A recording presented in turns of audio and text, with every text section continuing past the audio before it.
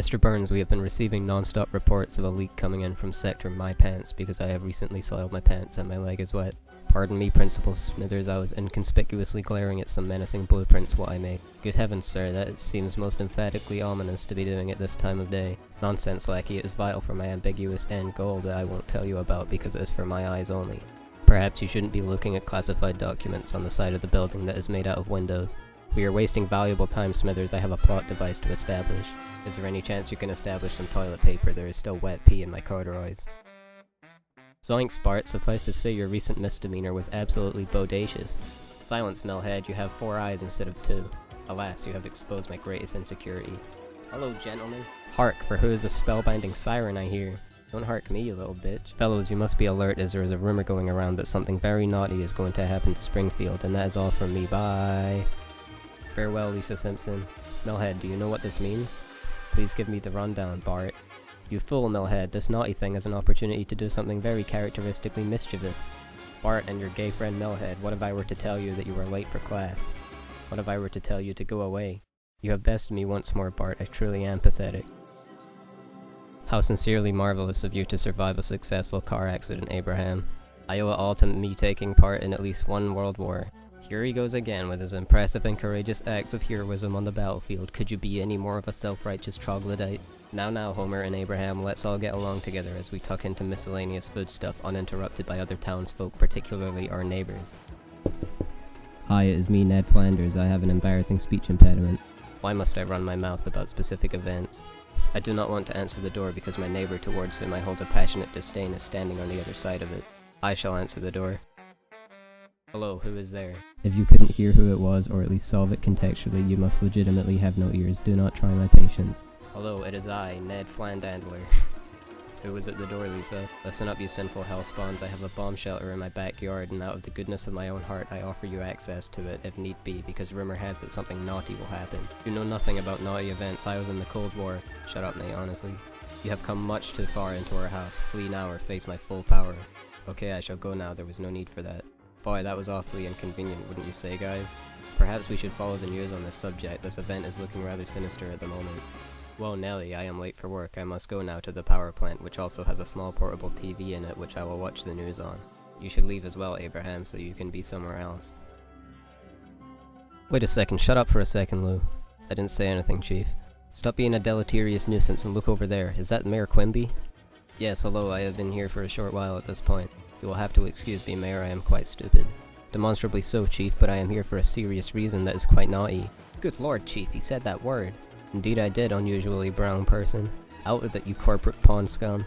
Here's the deal, fellows. Our boy Mr. Burns is plotting something gratuitously naughty, and we must try to make it seem like a good thing to let it happen. That is very corrupt of you. Why should we have to follow along in your demonic pack? He said he'd buy us all MP3 players if we did it. Ooh, hot damn. So are you guys going to adhere to our foul scheme? Yes, we are. Cool. Work has inexplicably begun on building the new satellite in the town square. We have been told this is posited by the police chief and that its sole purpose is to advertise Apple products to extraterrestrial life forms. Hi, Homer. Greetings, Leonard and Carlos. Carlos isn't here, you ignoramus. That sure is rather strange of him to do, especially after just hearing the enlightening but curiously ambiguous news about the positivity satellite.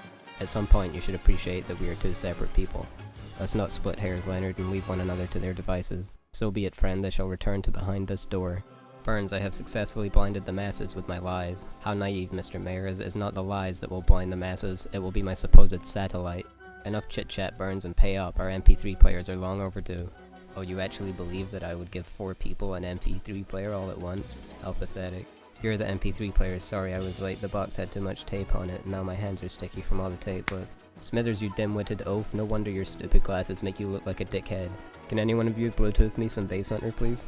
I have been betrayed by my own right-hand man, and that sets me back some indeed, but alas, my naughty plan will come to fruition at the time and date I have written in the air vents adjacent to my desk. All further details are also listed in the vent as well. As for you, Mayor Quimby, you must leave at once before I state yet more crucial information about the intricacies of my plan to potential nearby eavesdroppers. Gee, Bart, did you hear that?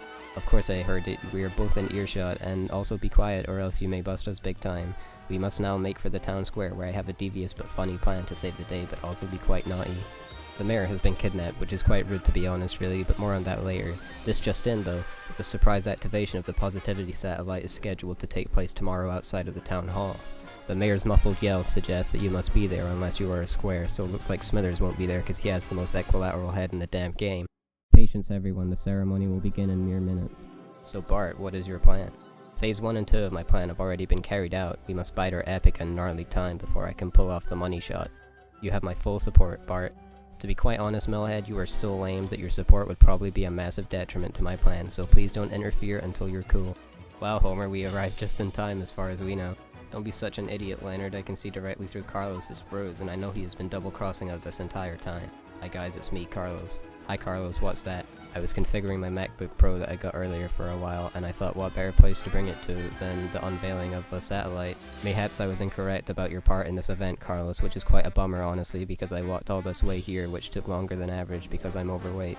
Hi, it's me, Mr. Burns. I'm gonna reveal my secret just in time. Here it comes, Millhead. This satellite is not positive, nor is it even a satellite at all. It is a large disk that will block out the sun. You are all already developing vitamin deficiencies as we speak. It's 10 PM, you clown. Oh merciful heavens, no, my naughty event has been foiled by a naughtier but wittier culprit. Alas, it was I, Dennis the Menace. Phase 1 of my plan was a breeze. I subtly snuck into the ventilation shaft of the power plant without the assistance of anyone. After I had infiltrated the building, I heard about this naughty plan.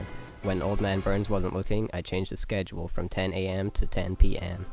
Wow, Homer, your kid is a tactical mastermind. He has truly honed the art of strategy, as you can see here. But what was Phase 2, Bart? Before I left, I took a shit in this toilet. Bart, you basket case, there is a flaw in your plan.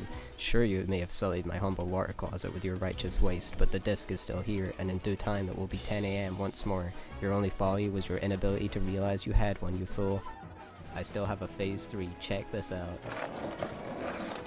No, there's no way. That was the grimiest kickflip ever performed. My plan has come to ruin. Curse you, Dennis the Menace. Wow, Bart, that was sick as fuck, but also naughty. Now I know why they call you cool. Maybe I can learn a thing or two. Probably not, your glasses would fall off or something, you specky prick. Yeah, probably. Today will go down in history as the day that Bart Simpson left the entire town square in disbelief as he saved the day with a grimy-ass kickflip, but also caused $20,000 in property damage as well as being charged for breaking and entering, so he can retain the balance of hero and villain that we all know him for by.